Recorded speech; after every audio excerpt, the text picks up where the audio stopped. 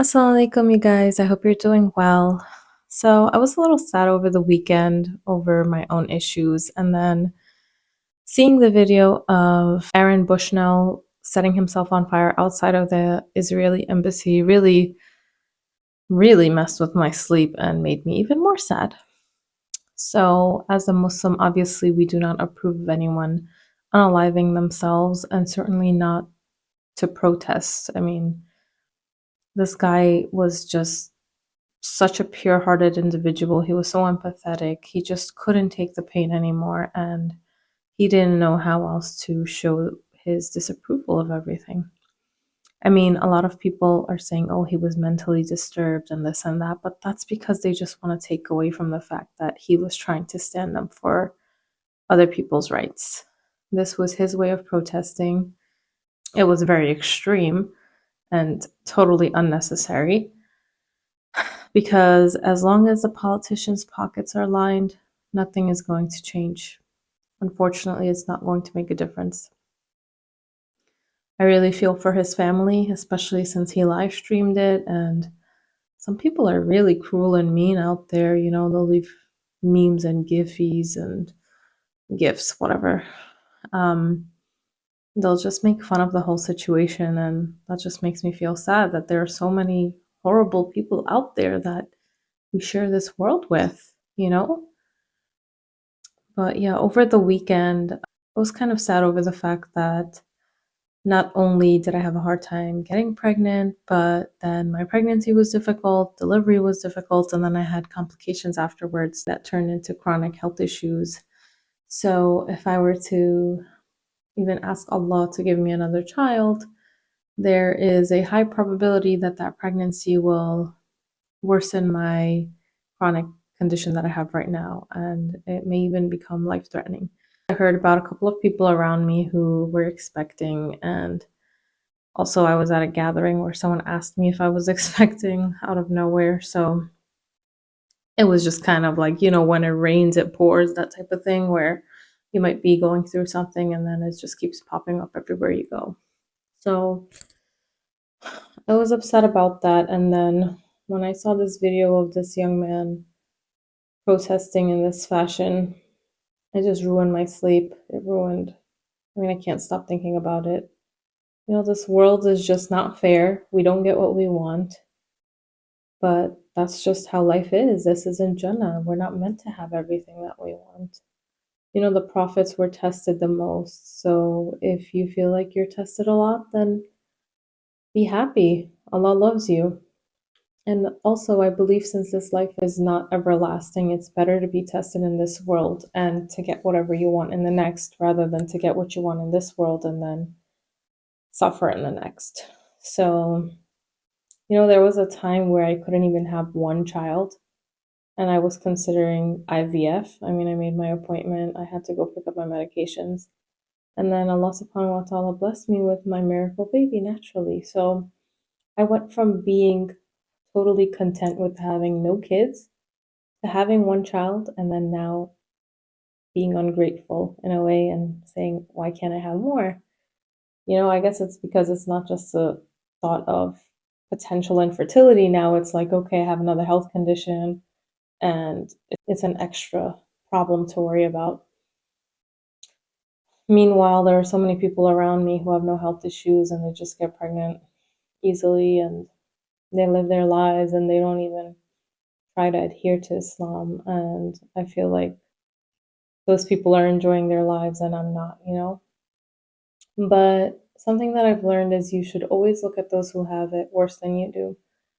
I mean, right after I was thinking about not being able to have another kid, I opened up TikTok and I saw a video of a young Muslim girl saying that she can only dream of having kids because she has cancer of the uterus or womb. So that broke my heart, and I felt really guilty because here I was a few years ago, content, totally content with Allah's decree. Okay, I may never have kids, and that's fine. That's what's meant for me, and I'll be happy. I went from that to having one child, and now instead of being grateful, instead of enjoying the blessings that Allah has given me, I am worrying about this hypothetical second child. I mean, it's human nature. We're just created to be selfish and to want more, and it's not a bad thing, I guess, but it is bad if you let it take over how it does for me sometimes. So I immediately felt really bad for that girl. And then I saw another video of a 28-year-old physician who has terminal cancer. So she went through all that difficulty of medical school. She's married. She wanted to start her own family, but boom, she has cancer and she's going to die. So forget about having a second or third child. Forget about even having one child. Forget about just living her life with her husband. Forget about practicing medicine.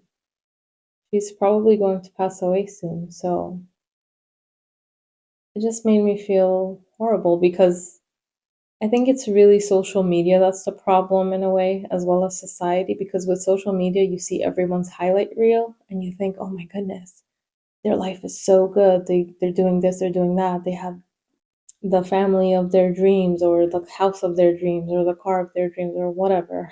Just throwing random stuff out there, and why can't I have that? Why is it so hard for me to just have a child or to just get a house or whatever it is? So I think we have to realize that people are just putting their best moments out there, not necessarily their whole life. So social media kind of makes it difficult for us not to compare ourselves to other people.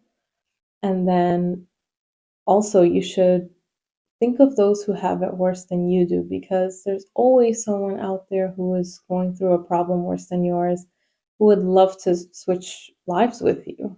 As funny as that sounds, you might be like, who would want to live my boring life or my chaotic life? But there are people who would much rather be in your shoes. And when I think about myself, would I rather have the condition that I have right now or have the terminal cancer? I would definitely take what I have right now and not even think twice about it. So I think it's very important not to lose hope, to thank Allah for your blessings. Because if we were to count every single blessing that we have, we would get tired before we could name every blessing. You should never lose hope, because even if your du'as don't get accepted in this life, they will definitely be accepted in the next, inshallah. And in Jannah, you get whatever you want. So I think it's better to get Jannah than to have all your wishes fulfilled in this life and potentially suffer in the next life.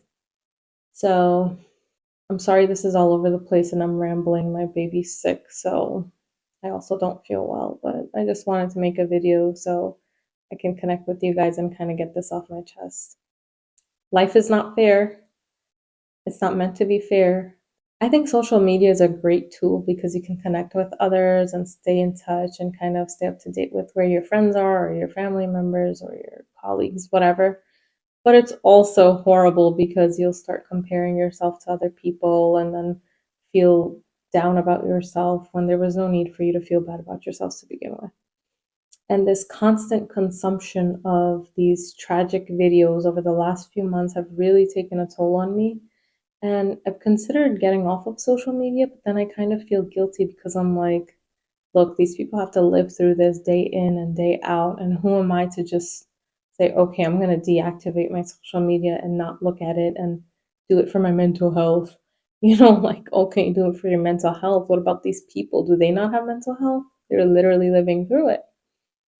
But as guilty as it makes me feel to say, I think we should step away if we feel the need to step away, because look at Aaron Bushnell. I'm not saying that he was depressed or that he had mental health issues, but when you consume that content all day, every day for months straight, he probably had so much rage and so much sadness and anger and wanting justice, seeing that everyone around you is watching the same things that you're watching, but they don't see anything wrong with it.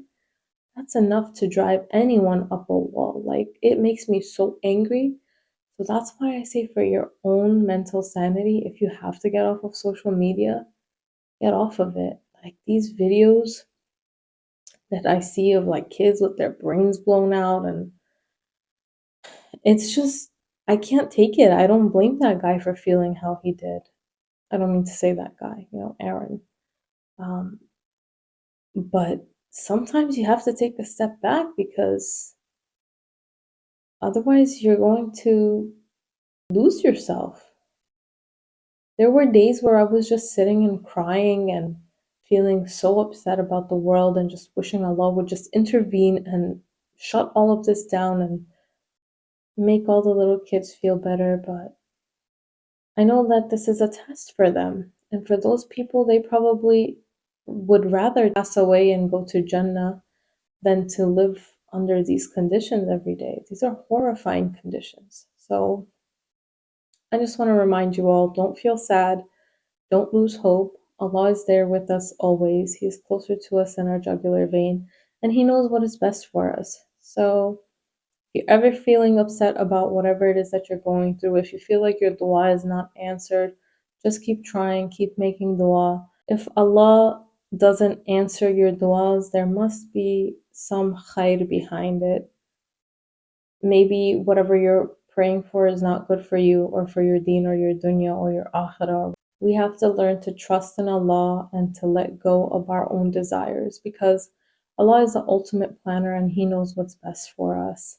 It's hard not to have your iman get a little shaken up with everything that's going on around the world, but we have to remember that this is a test and we're all tested differently. So for those people, they're tested with hunger and loss of their children and their parents and their siblings and living through horrible conditions. And for us, we're tested with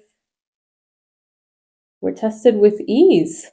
Yes, we have our own daily challenges and problems that we go through, and I'm sure some of us have more problems than others, but we're all tested in our own ways. But I'm sure for people who are living in the more quote unquote developed world, they're not struggling in the same way that these people are struggling, where they don't even have basic necessities for life. I really think that we should all try to be more positive and look at those who have less than you whenever you feel upset about your life and how it's going. Because I myself have this issue all the time. Comparison is a thief of joy. It will get you nowhere. You're just going to end up wallowing in your sadness, and instead of enjoying what you have, those moments will pass you by, and a time will come where you will regret it. Like, I wish I enjoyed that time more because now I don't have it. Be happy for what you have and thank Allah. I don't know if anyone else is sad about whatever Aaron did, or if I'm just one of those people who absorbs all the sadness in the world and just can't separate myself from it. But it's just very tragic, especially the cop pulling a gun on him and telling him to get on the ground and aiming the gun at him while he was in flames. I just feel really bad for his family, especially having to see that video. Must be so difficult for them. Anyway, I hope you guys are well. Until next time, Assalamu aleikum.